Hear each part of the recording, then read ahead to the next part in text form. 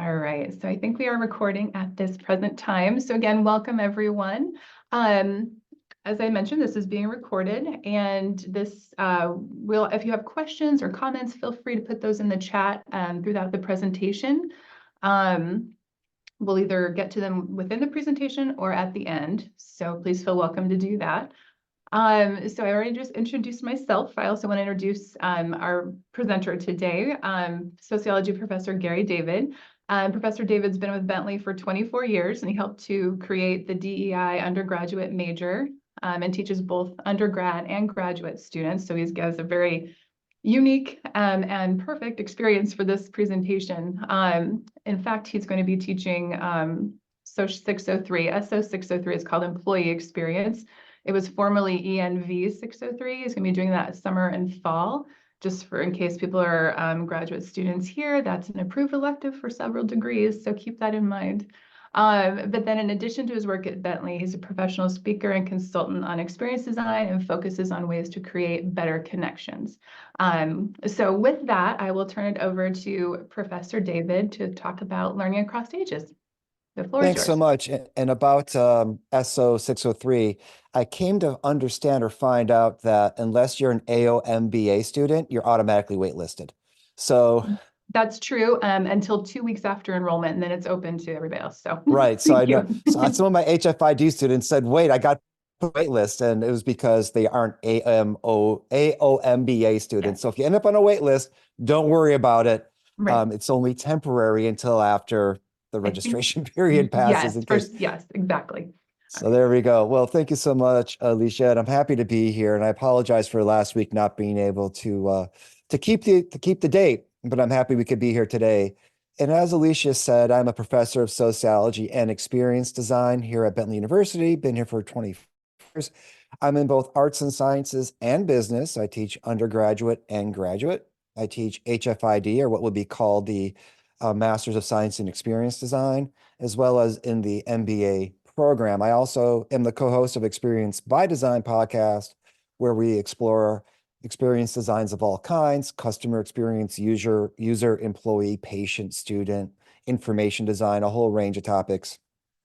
I also talk professionally and do consulting work around what I call connecting disconnections. And this is kind of what I'm talking about today is creating workplace communities or creating connected environments. And I did not mean to wear the same shirt today that's in the picture. That was totally by accident. And as soon as I saw it, I thought for a moment about changing it, but I thought I'd just kind of lean into it and go with it. And so today I wanted to talk as a sociologist and as an educator and as an experience designer about this idea of learning across ages or learning across stations. What I'm not going to do is give you a bunch of stereotypes about different generations, that Gen X is one way and Gen Z is another way, and millennials are this way, and we all know how the boomers are. I'm not going to do that as much. You can find all that information online with people's opinions and analyses and whatnot. Well, partly because I don't necessarily believe they're always true, and I think there's a lot of variability within that. So what I am going to try to do is talk about some key elements, especially around learning experiences and educational experiences that create different kinds of patterns and cultural tendencies among different generations. I am an ethnographer. I do study culture for a living, and it's one of the classes I teach is on ethnography in the grad program. So thinking about it more as an emergent cultural feature rather than a set prescriptive number of elements that people of generations follow. And this topic of generations, not a new one, okay? Not a new one.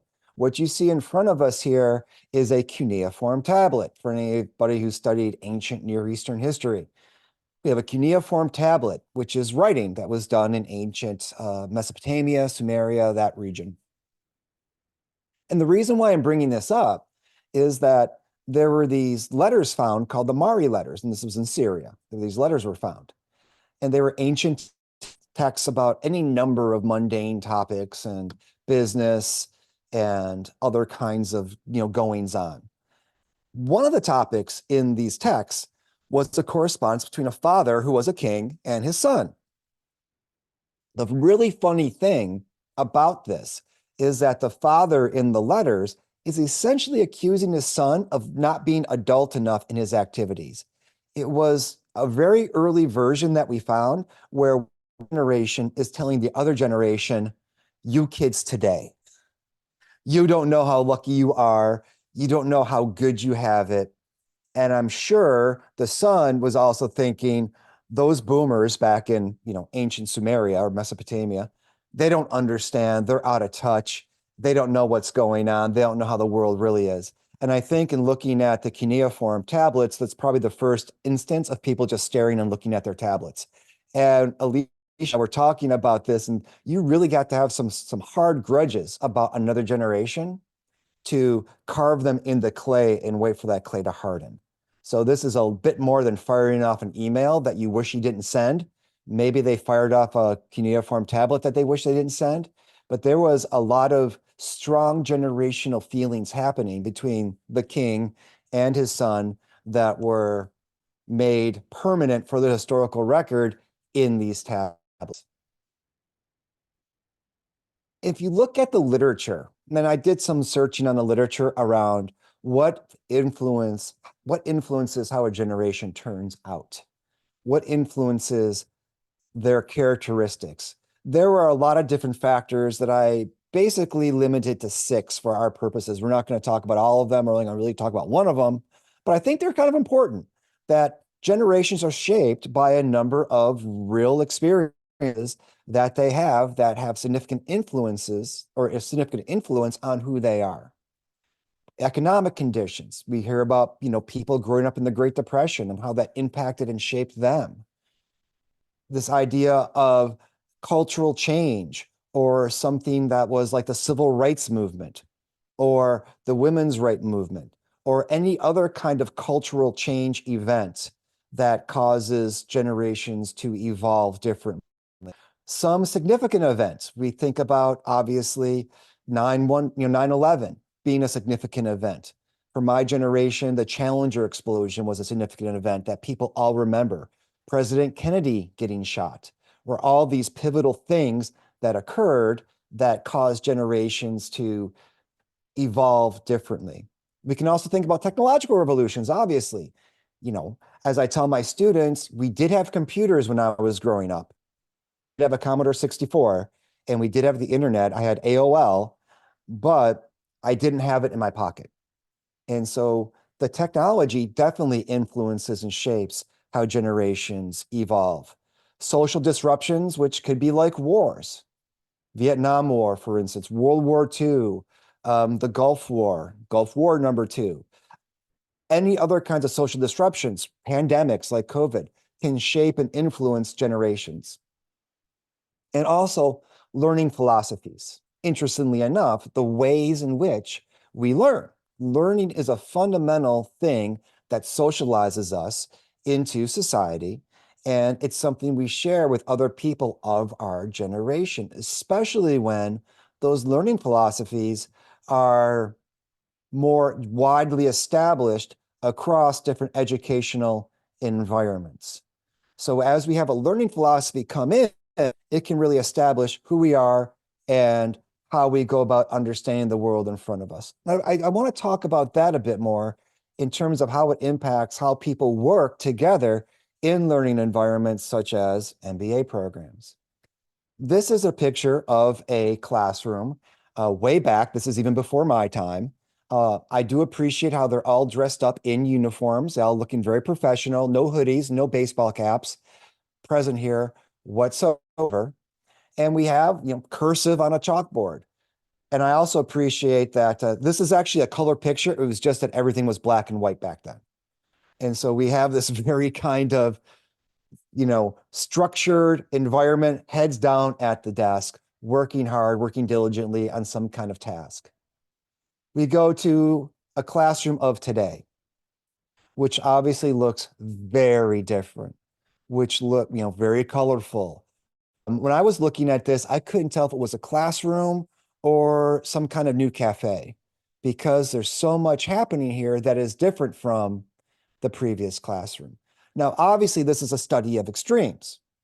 We have this environment, which is a flexible environment to support different kinds of learning, to support different kinds of interactions. We have the chairs not structured in a hierarchical way. We have the chairs organized in a more circular way so that it's a different kind of vibe. The hierarchy here is not as distinct as it is here. And so we have this new kind of learning environment taking place. We have an old MBA classroom. There's a number of features here that we can focus in on, including the fact that it's all men, including the fact that we have people in suit coats who are dressed up. Teacher in front, obviously looking like it's lecturing to the students, and the students are listening to what it is they're being told and what it is they need to remember. We compare that to this kind of environment, another MBA classroom. We still have a teacher up in front, but we see a different use of space. We see students raising their hands. We see students not looking down and writing, but looking up and engaging. So we've come a long way in terms of what the learning philosophies are. And as an educator now for, as Alicia said, 24 years at Bentley, but longer than that before Bentley, I've been able to see some of those changes take place. And I've been able to see it not only in my undergraduate students, but even in my graduate students as well, in terms of how people think about their role in learning and how they go about learning. Yeah, the color vision update wasn't available yet, Isaac. Absolutely, right? You know, you had the color filter back in the 1950s to add life to everything. Everything was in black and white. Your TV was color. It was just everything was in muted tones. Absolutely. So when we think about learning philosophies of today, and this is a very brief overview, so I apologize. I'm happy to chat with anybody about this further. If you'd like, my email is at the end of the slide deck. But today, there's much more of an emphasis on experiential learning, okay? You know, how do students learn by doing and engaging? Students also are relying on varied sources of content.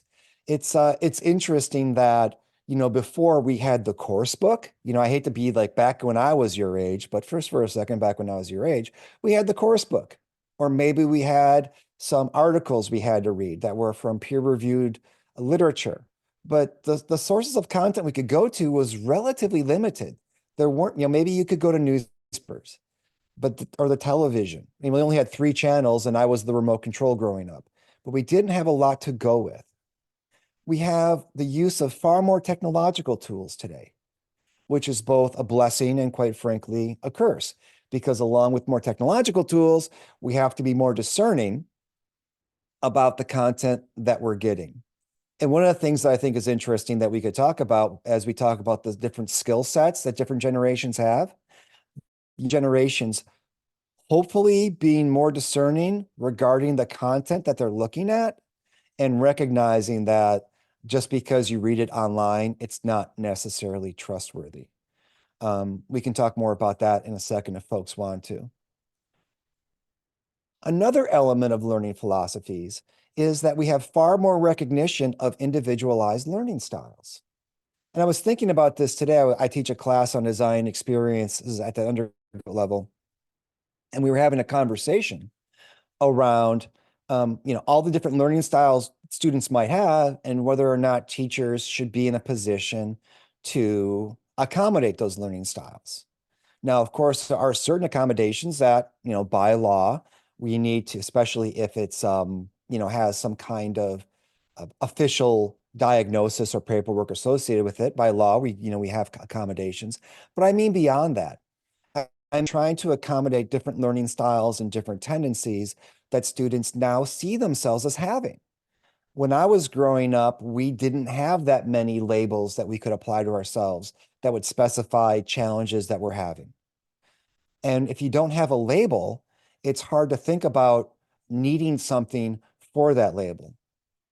And today we have much better diagnostic approaches to identifying different kinds of challenge or different kinds of difficulties that people might have, along with the expectation that once it's labeled, that we do something to help with that. And also, I would say, I do think this is true, you know, today there's more explanation asking why versus just doing. Now, that's to an extent. I do think that there is more of a sense of explaining why you need to know this versus just knowing it. But I also, and I'll talk about, I think in today's generations, the learning philosophies that folks have been reared with or been raised with are far more structured, I would say, in many ways, much less ambiguous, I should say, that much less ambiguity than previous generations. And that might seem like a contradiction, what I'm saying. And in some ways, I guess it is. But I would also say that as I talk about this, when I was growing up, it felt like, and people can correct if I'm wrong on this, who are of similar age cohorts, it felt like we had less instruction. I remember my syllabus used to be 1 page long, quite literally 1 page, maybe front and back. That was it. And now to understand how to create a syllabus, you almost need to study contract law. There are so many different elements to a syllabus. So much could be studied around learning philosophy in changing generations just by looking at the syllabus and how the syllabus has changed.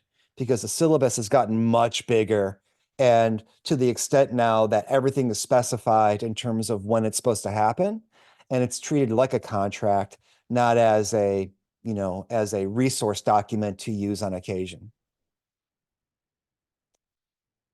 Also, with more recent changes in learning philosophy, we have many more rubrics. When I first started teaching, there might have been rubrics. I didn't know what they were. I had never really heard of them. And I'll be 54 years old in 18 days. So rubrics really wasn't a thing when I was growing up, going to school, when I was going to college, and certainly not when I first started teaching. We didn't have rubrics. It's interesting, and this is not a criticism, it's just an observation, how I can give students instructions on what I want to do for an assignment, and I will still be asked for a rubric. Like, well, you got the instructions. Well, do we have a rubric? Well, what do you need a rubric for? So we know what to do. Well, you have the instructions. And so we kind of get into this conversation about how accustomed they often are to having a rubric. And I think rubrics can be a very useful thing for specifying particular elements and particular expectations on what grades to get. But I also feel that one of the downfalls of rubrics is that it creates a grade orientation around performance versus a value orientation around learning. Does that make sense? I would say students today also have much more standardized testing. I mean, we had standardized testing when I was growing up a little bit. I remember taking the PSAT and the ACT, and that was it. I don't even recall if we might have had standardized testing for like elementary school and middle school and high school. I don't remember it. I'm not my area is not pedagogy in terms of a researcher and scholar. I don't study learning per se, so I could be wrong, but it feels like there's much more standardized testing. And I do know that it's treated much more seriously in terms of not just for students, but also for school districts and teacher salaries and merit increases. And more generally speaking, kids today, not to use that phrase kids today, but I just used it, definitely have less undirected time. There's a wonderful book called The Last Child in the Woods. And in this book, the author talks about that children today, and wrote this book maybe 15 years ago. Now, children today, generally speaking, go from one structured activity to another structured activity.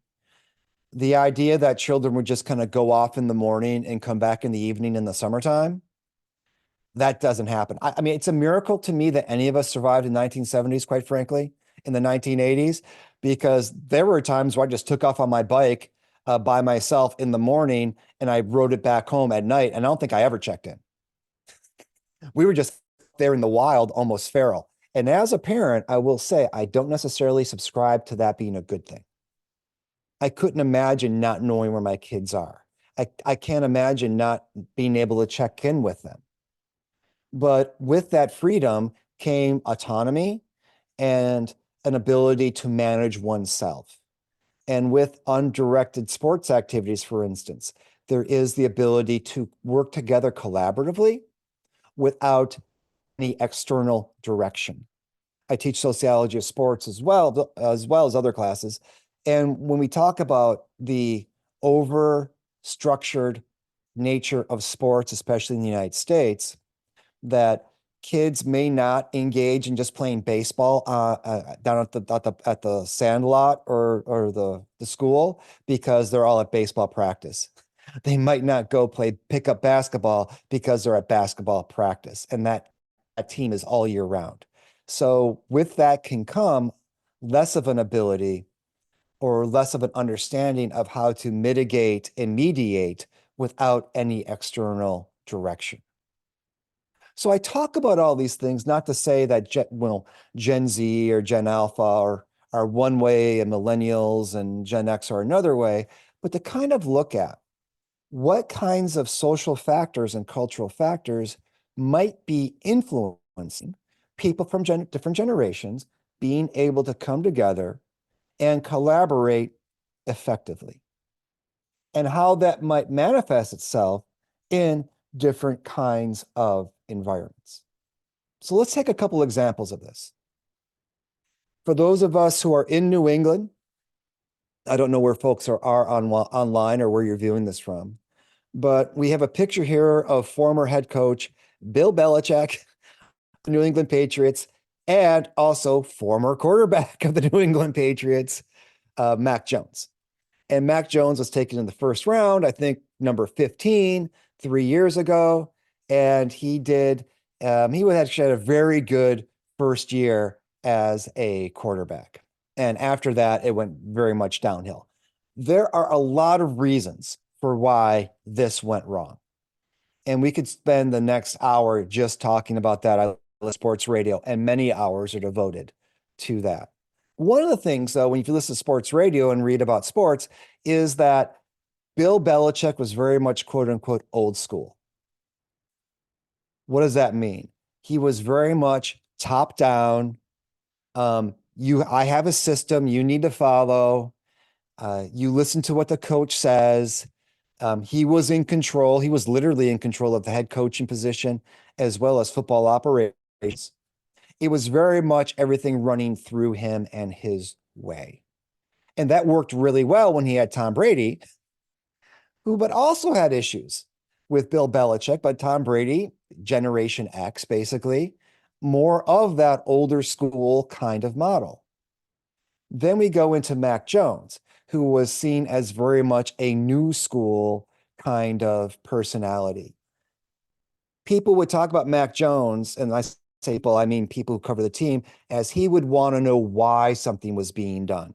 He would want to have more input on decision making. He wouldn't just listen to what he was told to do, but would want to be a full contributing member of making those decisions. Now, keep in mind here that we have a head coach who at that time had 6 Super Bowls, and we have a new quarterback who's just coming in. And it would be easy for me to sit here and say, well, Mac was young and unproven, and he should have just listened to what Bill Belichick had said.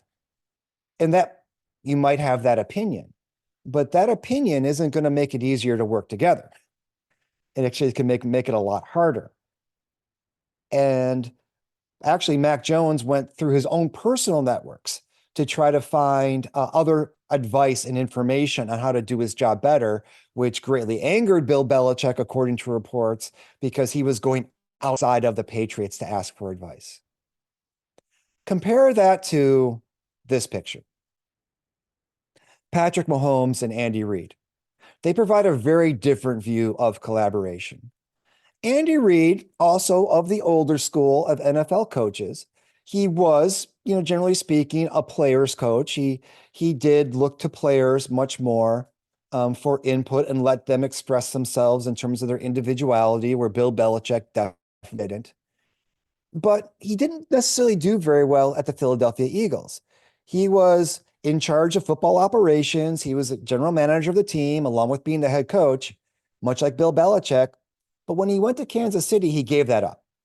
I just want to focus on my one thing. I just want to focus on coaching. And as the coach, he actually would change his approach based on player feedback.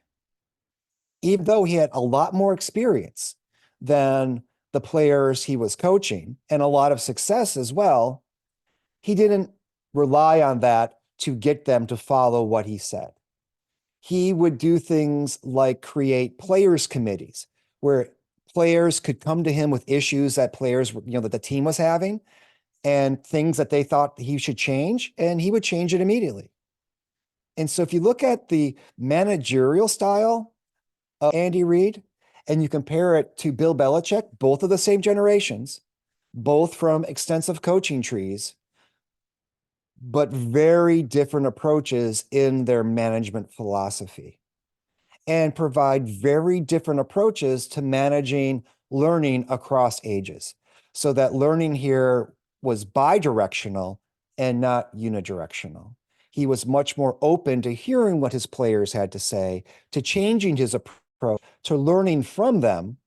And as a result, the players ended up respecting his knowledge more and would listen to what he was telling them more versus the Bill Belichick model, the top-down model. So in looking at this at old school and new school, right? What does all this mean? Younger and older people, and I say that loosely because at 50, almost 54, I said I'm past my life crisis. I'm not my 2/3 life crisis. So it's very different. Younger and older people may have a different sense of what is required as part of their educational experience. Older students, if I was going back to school, might look at my educational role very differently as a student than a younger person has. I was reared in a different educational system with a different set of learning philosophies and expectations. And that's going to affect how I view my own role and the role of teacher, where younger people, however you define that, are going to have a very different sense or can have a very different sense of what's required. And the further apart those different senses, the more potential friction there can be between folks. Younger and older people in business graduate programs also going to have varying different levels of experience in the workplace. This is something that I see all the time.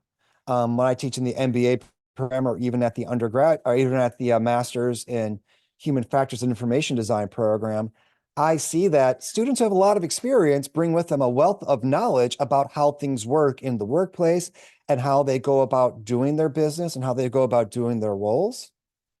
But at the same time, knowing how things are done can limit you in terms of seeing how things could be done. And I say that as a person who is one of the old school, right? Younger people may not have any direct experience in the workplace and definitely not compared to the older workers, but they might have newer ideas or not just assume this is how things should be. And I'll talk about that more in a second. And younger and older people can have different goals for what they want out of the program as well. What are people looking for in terms of getting a degree, a graduate degree? I mean, I have a PhD and I'm still trying to figure out why I did that to myself. So what are people looking for in terms of going from a bachelor's to a master's? And if they stop there, great, you're smarter than I was, or going on to a PhD or some kind of other advanced degree. Why are we here? As Simon Sinek says, start with why. What's the why?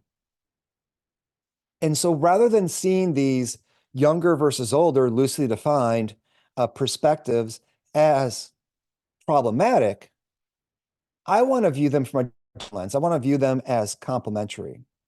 I want to talk about how these different perspectives can be huge assets and a huge source of potential when trying to work together. I'm actually doing a TED Talk this weekend at Bentley on Sunday, and it's about identifying the gifts that people bring with them. How do we understand the strengths, the assets, the capabilities that people have, and then figure out how to leverage those things effectively so that we can produce greater innovation and better outcomes. So I want to talk about that a bit right now. Having different perspectives, rooted in different types of experiences, can be hugely valuable in creating greater awareness of potential ideas and areas of discovery. We have this image of two people looking at a number or a figure on the ground. One person sees it as a 6, one person sees it as a 9. If we had two more people looking at from different perspectives, we would probably get different answers. The point here is that both are right. They're only viewing things from their perspective. So rather than arguing about who's right and who's wrong, the point here is understanding where they're coming from and how that can inform our more complete understanding. So incorporating those unique perspectives based on our own past experiences becomes very important. Another element is what I mentioned before about friction. Friction can be an important part of the creative process, providing the foundation for greater things to emerge. If you think about building anything, friction is involved at some level, some kind of struggle, some kind of challenge that leads to growth. The Boston Marathon's coming up, and if anybody's running the Boston Marathon, I've run it before, you know that the training process is all about applying stress and recovery. It's through that stress and recovery that we can adapt and become better able to sustain a pace over time.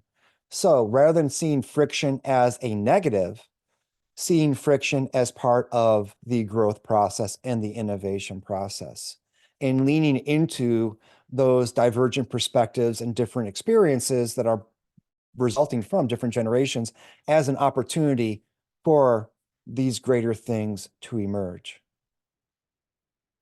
As I referenced, accepting the gifts that people can have to give can be vital to team building and creating a cohesive working community. The key is to identify individual differences as gifts rather than barriers. Again, this is a subject of my TED Talk. This is part of my keynote speaking. This is the foundational element of my keynote speak framework.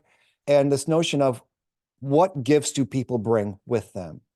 And so if a person is from a much younger generation with a whole different set of experiences, how can I leverage those in a way that's meaningful to me, meaningful to them, and helps us accomplish whatever it is we're trying to do? Before we started, Alicia and I were just talking about you kids today on your TikTok and all of your social media. And at the one hand, I marvel at what amuses my 14-year-old when she looks at TikTok. At the other hand, and I say marvel, I mean, inwardly weep because I don't think it's funny. But on the other hand, she is much more adept at managing social media. She was editing a video for class on her phone. That's pretty cool. And that's a huge skill. So if we inventory the assets that she has, we would find some unique skills that I don't have because I just grew up with technology differently, or I grew up in a different environment. Likewise, I'm going to have skills that she's not going to have because of my experiences. Identifying and inventorying those gifts, those skills, those assets allows us to figure out creative ways to connect them and to develop them so that we can achieve whatever it is we are trying to achieve through better collaboration. I used to work at a community college, and this is actually the community college I used to work at, Royal Oak, Michigan, Oakland Community College. And one of the things I loved about teaching at a community college was that it was a fundamentally intergenerational classroom. I had people, and at the time I was teaching, I was probably, I don't know, 24, 25, which is kind of wild to think about now. Like, what did I know? But I had people who were much older than me, and people who were about my age, and people that were younger than me. It was a very intergenerational environment. And I can tell you that I prefer that because I can pull examples from different generations and they can enrich each other's understanding and knowledge as a result.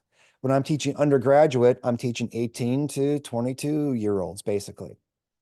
And that's great. I love my undergraduate students, but it's kind of a narrow range of social experiences.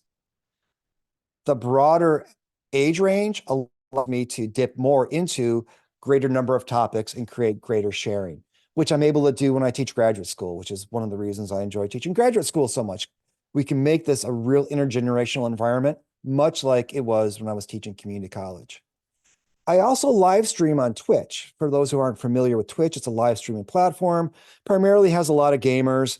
I do sociology, some gaming.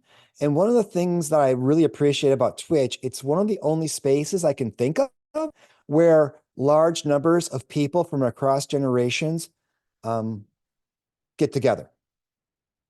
And I've seen any number of times people, either in my own live stream or watching other people's live streams, people from different generations sharing their perspectives, their experiences, their knowledge, their frames of reference, and enriching each other's broader understanding of the world through that space, through that Twitch chat.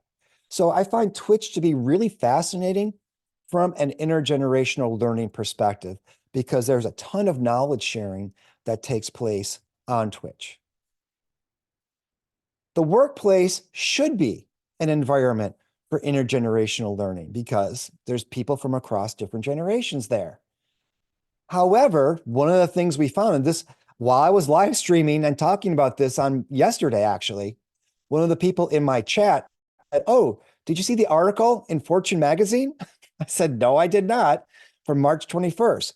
1 in 5 Gen Zers haven't had a single conversation with someone over 50 in their workplace in the last year, LinkedIn research says. I got this from my live stream from somebody who was, I think, younger than me, which most of them are on Twitch, who said, "Yeah, you should check this out." And then it ended up in my slide deck.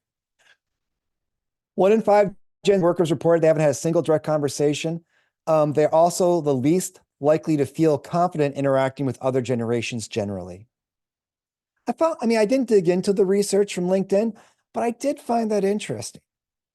And I did some research on software development teams in the United States, Ireland, and India. And one of the things we found in that research was the biggest cultural barrier was not being American or being Indian or being Irish. It was age. That was the biggest cultural barrier. It had nothing to do with, the caste system or anything else that was stereotypically related to India, or what one Indian worker said, that he learned that men don't wear pink in the United States because of feminine color. That's what he learned in his cross-cultural training program. It was horrifying. Age was the thing that impacted folks the most. And it wasn't just, those millennials and those boomers. It was knowledge of the legacy systems that they were using to do software development. It was knowledge of the customers and what their unique needs were. It was the fact that people from school were trained on new approaches to development, on new technologies, on new platforms that the older people in the organization didn't know and weren't accustomed to. So it went beyond these stereotypes of generations, and it went into the real lived divergence of experiences that they had in education and in the workplace. And when we were giving our recommendations to the company, it was around, you need to bring intergenerational contact into the organization. I don't know if they ever did, but here we have this going on as well. That intergenerational contact can be a real challenge, especially apparently that many Gen Zers don't feel confident interacting with other generations. And I'm sure the older generations don't feel confident either. So to finalize, and I'm happy to take any questions that people have, here are some of the key takeaways that I think we can ponder in terms of trying to create learning across ages. Differences in perspectives and experiences are opportunities to learn. That should not be surprising. Rather than seeing people as so different that we can't understand each other, we need to see each other as so different that we can't help but learn from one another. And there are going to be commonalities, and this is another thing that I talk about in the DEI program and other kinds of consulting work that I do, how to make connections across social distance. And so there are ways we can do this. And one of the key things for our purposes here is that differences that we have are opportunities to learn and create, which leads to we need to use the gifts people bring in creative ways. Innovation is about connecting dots. It's about connecting things that have been formerly disconnected. It's about rearranging things in new kinds of ways that are unexpected and yield emergent results. But we can only do that if we first identify the gifts people bring with them, the skills, talents, capabilities, perspectives, experiences that are rooted in different generations can give us a lot to work with in terms of building something new. We need to be open to see what is beyond the surface. So rather than seeing people in terms of age, and guess what, young people, older people never see themselves as being as old as they are. This is something I've learned, right? When I see a picture of myself, I'm like, who's that guy? I'm like, oh, it's me. I don't think of myself that old. And I'm sure young people don't think of themselves as that young. So this provides an opportunity to see what's beyond the surface and kind of see where we want to be and how we see ourselves as. Younger people seeing themselves as actually being older. Older people seeing themselves as being younger should provide some place to meet in the middle. And then finally, friction can be vital to creation and innovation. So if you're in a learning team, or if you're in a class team or a project team or organization, and you're having that friction, that's not necessarily a bad thing. It's only a bad thing if we stop at friction. It's a good thing if we use that friction to evolve into something else. If that, friction without fire is just frustration. We need to move beyond just the friction to create the fire. In order to create that fire, we have to have the right ingredients. And we have to assemble those right ingredients in the right way so that spark can result in a flame that's sustaining. So with that, there's my email. I know we have time for questions, comments, thoughts, reactions, and anything else anybody would like to share to make this an intergenerational environment of learning. If folks want to follow up with any of this, by all means, there is the email that you can contact me at.